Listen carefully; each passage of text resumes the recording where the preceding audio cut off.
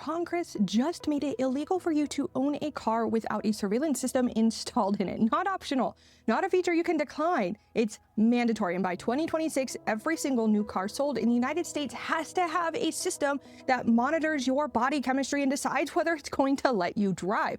This is the Olive Badger channel, and I want to be really clear about something up front before we get into this. I am not here to tell you that drunk driving is fine. It is not. About 13,000 people die in drunk driving crashes every year in the US. That number is real. Those are real people. If you've lost someone to a drunk driver, I am not dismissing that. Drunk drivers are pieces of crap. They are the scum of the earth, okay? But this video isn't about whether drunk driving is bad. That's beyond settled. Everybody agrees. This video is about what's actually being built in the name of solving it, because there's a difference between solving a problem and using a problem as justification to build infrastructure that does something much, much larger. And once you understand how to spot the difference, you're going to start seeing it everywhere. Now let's start with the basics. We're going to talk about a little bit of background information here so that you can understand what's going on. First off, what is DADSS? DADSS. That stands for Driver Alcohol Detection System for Safety. It's a real federal research program, not a rumor, and the NHTSA, the National Highway Traffic Safety Administration, has been running it since 2008. That's not a typo, guys. 2008. That's a while. This has been in development for 16 years before it ever became a legal requirement. The mandate itself that we're talking about today is in Section 24220 of the Infrastructure Investment and Jobs Act that passed in November of 2021, and buried in there between the bridge funding and the broadband expansion and the rail projects is a requirement. All new passenger vehicles must include advanced impairment detection technology starting with model year 2026. That is now. We are at the deadline. Now, what does advanced impairment detection technology actually mean? There are two approaches being developed. The first is a breath-based system. You breathe near your steering wheel or the dashboard, and you have infrared sensors that can detect alcohol molecules in your breath. So no blowing is required, just normal breathing in the cabin, and the system measures your blood alcohol content passively. If you're found to be over the 0.08%, which is the legal limit in every US state, the car simply won't start. The second approach is a touch-based system. Sensors embedded in the steering wheel measure alcohol levels directly through your skin. It's called transdermal measurement. The principle is that alcohol present in your blood shows up in trace amounts through the skin's surface. So you can put your hands on the wheel, and the sensors will take a reading, and the car decides whether or not you are allowed to drive. Both systems are passive. You don't have to do anything special. You just get in the car and the car checks you. That's the design goal. Seamless integration into the normal act of starting a vehicle. Doesn't sound too bad, right? And here's where the DADSS program has been interesting. The technology does actually work. They've run real-world pilots. They've tested it in actual vehicles. The accuracy has been improving steadily since 2008, and the NHTSA's 2024 scientific report shows this system performing within acceptable tolerance ranges under real driving conditions. So this isn't vaporware. It's not a concept. It is functional technology that's about to become mandatory in every car sold in America. Now, let's talk about what mandatory in every car actually means. So there are roughly 17 million new vehicles sold in the US every year. And by 2030, assuming a 4-year replacement cycle gets underway, you're talking about somewhere between 50 and 70 million vehicles on the road with this system. That's a lot of nodes in the framework, guys. It's a lot of sensors. That's a lot of data, and data is where this gets interesting. All right, and I do want to spend some real time on this concept because it's the whole thesis of this new series I'm trying to put together here. It's called a dark pattern. And in UX design, it's when a system is deliberately engineered to manipulate users into actions or agreements they wouldn't choose if they understood the full picture.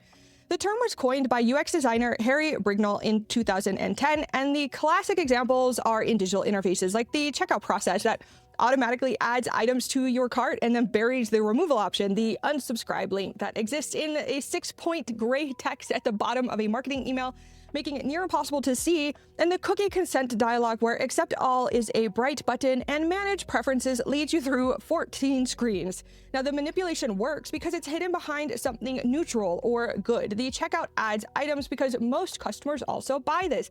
The unsubscribe is hard to find because they're trying to make sure you don't miss important updates. The cookie consent is designed the way it is because we want to make your experience better, but those justifications are just a cover. The real goal is to manipulate you into a choice that benefits the company and that you wouldn't make without full information. Dark patterns are at the app level and they're annoying, but what we're looking at now starting to emerge are dark patterns at the infrastructure level, and that's a whole different category of problem because infrastructure, once built, has momentum, it has stakeholders, it has revenue streams, it has data flows. Reversing it requires the kind of political will that almost never materializes. DADSS is a dark pattern at the infrastructure level, and here's how you can tell. So when a problem has a narrow technical solution and that broad infrastructure solution gets chosen, that's a signal. It's not proof of malice, but a signal worth examining. Drunk driving has very narrow solutions. We have them already. You have ignition interlock devices that are the main one. Those are breathalyzers attached to the ignition. If you blow over the limit, the car won't start. They've been mandatory in many states for DUI convictions for years, and they work. The data on them is positive. Repeat DUI offenses drop significantly when interlock devices are used, but interlock devices are narrow, they're targeted, and they apply to people who've already been caught driving drunk. They don't require continuous monitoring of everyone. They don't collect data on sober drivers, and they don't create a network. You kind of see where I'm going here? DADSS is broad. It applies to everyone. It collects data on every driver, every trip. It builds a network. It creates infrastructure that can be used for things far beyond its stated purpose. The broad solution got chosen, not the narrow one. That's not necessarily proof of a conspiracy, but manufacturers lobbied for it, insurance companies lobbied for it, NHTSA was enthusiastic about it, the infrastructure bill funded it. Multiple incentives aligned around this broad solution. And that alignment of incentives is exactly what I think makes this a dark pattern, because when you follow the money, when you look at who benefits, the drunk driving prevention rationale starts to look like cover for something much larger. And here's the core mechanic of this dark pattern. You can't argue against DADSS without sounding like you support drunk driving. That framing is baked in. It's not accidental. If someone says, well, I'm concerned about DADSS, the easier response is, oh, so you want drunk drivers on the road? You know that that's not actually an argument. That's a trap, and it's designed to shut down legitimate scrutiny of the infrastructure being built, okay? Now let me show you this pattern in other contexts, because DADSS isn't the first time this has happened, like not even close. You look at OnStar in 2009. General Motors starts installing cellular connectivity in new vehicles. You have emergency services, roadside assistance, GPS tracking for stolen vehicles. That's the pitch. And honestly, that's genuinely useful. You get in an accident, the car calls for help automatically, your car gets stolen, GM can help police track it down. But built into that same cellular connectivity is a capability that wasn't in the pitch. GM can remotely disable the vehicle's engine. They demonstrated this publicly, on purpose, proudly even. A stolen car can be slowed to a stop remotely. The engine gets cut and the car pulls over. The thief is caught. It's actually impressive technology. They said it was only for stolen vehicles, and that word only was doing a lot of work. So we can fast forward to the 2010s. Subprime auto lenders, companies that give car loans to people with poor credit, figure out that the same remote disable capability that catches car thieves can also work on people who are late on payments. So like, why go through the expensive, slow process of repossession when you can just disable the car from an office? So they start installing GPS tracking and remote disable devices on vehicles financed through the subprime loan. So you miss a payment, you get a warning, miss two, the car won't start, and the debtor is suddenly very motivated to call the lender. By some estimates, over 2 million vehicles had these devices installed at peak. People lost access to their cars while their children were in daycare, while they were at work, while they were trying to get to medical appointments. Nobody wanted to live in that world, but the infrastructure existed, and once it existed, the incentives for expansion were overwhelming. And yeah, it could be as simple as like, hey, just pay your bill and your car won't get cut off. And yeah, that's an argument that could be made, but that's not the argument I'm trying to make right now. The argument I'm trying to make is that this clearly was pitched as theft prevention, and then it got twisted and perverted and used for something it was never intended for and can now shut off your car. Like, do you see kind of what I'm trying to piece together here? That the intended purpose, the way things are pitched, the way it's sold is often not actually what it ends up being used for. And that's what I'm concerned with this specific legislation that is supposed to help with drunk driving. we look at this example here. I've even got other examples that should concern you. Manufacturers aren't waiting for DADSS to roll out before planning what comes next. They're filing patents now, publishing roadmaps now, and the documents are public. You can read them. Most people just aren't. Stellantis, that's the parent company of Dodge, Jeep, Chrysler, Ram, and Fiat, filed a patent in 2021 for an integrated driver monitoring system, not just alcohol. The patent describes a system using multiple sensor types: infrared sensors, interior cameras, steering wheel pressure sensors, and seat sensors. Together, they're measuring drowsiness, distraction, seatbelt compliance, and impairment from alcohol or other substances, all integrated, all running simultaneously, all feeding into a single AI system that makes decisions about whether or not you are allowed to drive. NHTSA's own guidance documents explicitly discuss expanding DADSS beyond alcohol detection. Their 2018 scientific report specifically mentions future iterations, monitoring fatigue, distraction, and incapacitation from drugs, not just drunk driving. All impairment by any cause. You should not be driving impaired. Just saying, okay?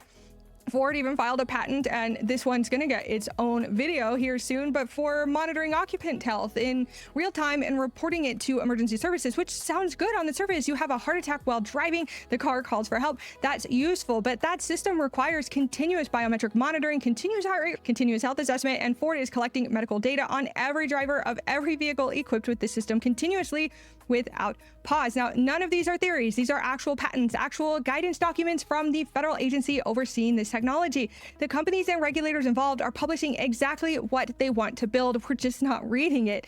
And once this hardware is in millions of vehicles, changing the rules becomes nearly impossible. The infrastructure would already exist. The data flows would already be established, and law enforcement and insurance companies would have built workflows around it. So the companies that would build it would have shareholders and revenue tied to it, and reversing it would require a political fight against every one of those entrenched interests simultaneously.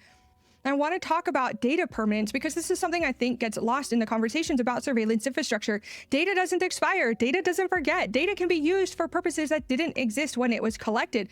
Think about what DADSS and the monitoring systems around it are generating: location data for every trip, biometric readings for every driver, behavioral flags, emotional state assessments, voice recordings. It's all being logged, time-stamped, and stored somewhere, and that data will exist permanently unless someone actively deletes it. And the current regulations don't require deletion. The DADSS mandate doesn't include data retention limits. It doesn't specify who can access stored data. It doesn't require notification to drivers when their data is accessed or shared. So here's a scenario, okay? Maybe you drive past a political demonstration. Your car's GPS logs that location. Your car's cameras, if equipped with exterior monitoring, may capture footage. And 6 years later, in a political climate that has hopefully completely changed, the government is investigating participants in that demonstration. And your location data shows you were there. Were you participating? Were you stuck in traffic? Were you a journalist covering it? The data doesn't capture context. It just captures location. And here's another scenario. Maybe you're going through a difficult period in your life, a separation, a health crisis, a job loss, your stress, the behavioral monitoring system in your car flags you repeatedly for elevated stress indicators. You're not impaired, you're even driving perfectly fine, you're just having a hard time, but those flags become part of your insurance profile. Your rates go up, and years later in a legal proceeding, that psychological profile could be entered as evidence. Like, data collected for one purpose gets used for another, and that's not paranoia. That's the documented history of surveillance data everywhere that it's been collected. The current DADSS regulations include essentially no data governance framework, no retention limits, no access restrictions, no notification requirements. The infrastructure is being built before the rules are written, and once the infrastructure exists and stakeholders are profiting from the data, writing the rules becomes much, much harder. DADSS doesn't even exist in isolation. It's the opening move in a much larger series of plays, and those plays are already visible. Age verification systems are being mandated in multiple states. The stated goal is to keep minors away from adult content online. The infrastructure being built is facial recognition at every major website, systems that require you to scan your face to access the internet. And once that infrastructure exists, it doesn't stay limited to adult content. The precedent is to face scan to access any online service. Digital ID programs are advancing at the federal and state level. The stated goal is to reduce fraud, improve security. The infrastructure being built, systems that tie your physical identity to your digital presence, with every online action linked to a verified identity, with every search, every purchase, every message. You have biometric payments that are becoming standard, with the stated goal to be making payments more secure and convenient. The infrastructure being built is that every transaction is tied to your face, a permanent, unchangeable identifier associated with your complete financial history. Device kill switches exist in every major platform with the stated goal to fight theft, but the infrastructure built is that every device remotely controllable by its manufacturer. And as we've already shown, that infrastructure gets used for things other than theft prevention. Subscription locks are expanding, the stated goal being to maintain product quality, ensure software integrity, blah, blah, blah, blah, blah, while the infrastructure being built is manufacturers retaining control over products after you've bought them, and they have the ability to disable features, ability to full-on brick devices, and ability to charge recurring fees for functionality that should be included in the purchase. Each of these has a sympathetic justification. Each of these builds infrastructure that's broader than the stated purpose. Each of these normalizes the idea that you don't actually own the things you buy, that the companies that made them maintain a degree of control over them, and that control can be expanded over time. DADSS is the car version of this pattern. It's not unique, it's not special, it's one move in a much longer game. And here's what I actually think. Drunk driving needs to be addressed. Nobody's arguing otherwise. And if DADSS were purely a breathalyzer attached to an ignition, I possibly would have a much smaller problem with it. But functional ignition interlocks for convicted DUI offenders have real proven effectiveness. So why don't we use them, expand them for repeat offenders, fund more roadside testing, target the actual problem? But DADSS is not a targeted solution. It's broad infrastructure. It monitors everyone, it collects data from everyone, it establishes legal precedent that vehicles can be monitored and controlled based on a driver's state, and that precedent is immediately being expanded upon by manufacturers who are not waiting for public approval before filing patents for the next step. And I think the sympathetic framing is intentional, not necessarily conspiratorial, but intentional nonetheless. When you build something that benefits insurance companies, law enforcement, manufacturers, and federal regulators simultaneously, you don't accidentally frame it as being about safety when it's not. You frame it that way because that's what gets it through. And once it's through, the argument shifts. It's no longer about whether this should exist. It's about how much of it are you willing to tolerate. That's a losing argument for consumers because the companies and agencies on the other side of that argument have more resources, more political influence, and much stronger incentives to expand the system than you have to constrain it. And that's the long game, and we're playing it right now. If you liked this video, go ahead and hit that like button. Let me know what you think in the comments below. Do you think I am blowing this way out of proportion? Do you agree with me? Is this something that's concerning? Is there an argument that maybe I missed or didn't consider? And if you think I'm just completely wrong about the scope creep risk, or you just didn't like my content, or if you think DADSS genuinely stays limited to drunk driving prevention, go ahead and leave a comment. Let me know how you think I can improve on my content. I'd love to hear from you. Make your case. Now, before you go though, I mentioned manufacturers are not waiting for DADSS to roll out before planning the next move. Ford just filed a patent for a truck that monitors your face, your eyes, your emotions, and your fitness to drive. And it won't let you shift out of park if it thinks you're not calm enough, okay? So live feeds to insurance companies and law enforcement, biometric scans running against criminal databases, all happening in real time with microphones that capture every conversation in the vehicle. And the best part is you will have paid for it. It will have the title, but Ford decides if you actually get to drive it. That's going to be episode 2 in this series, Dark Patterns in Tech. I don't know exactly what I want to call this series yet. So if you have any ideas, let me know in the comments below. But this is just what happens when infrastructure already exists and manufacturers have the regulatory opening to expand it. So go ahead and hit subscribe. I cover tech, AI, a little bit of gaming, a little bit of coding. If that's not for you, that's fine. But if you don't subscribe, I might be forced to banish you to the Shadow Realm. Much better. Anyway, that's all I've got for you today. Thank you so much for watching this video. I hope you have a fantastic rest of your day, and peace out.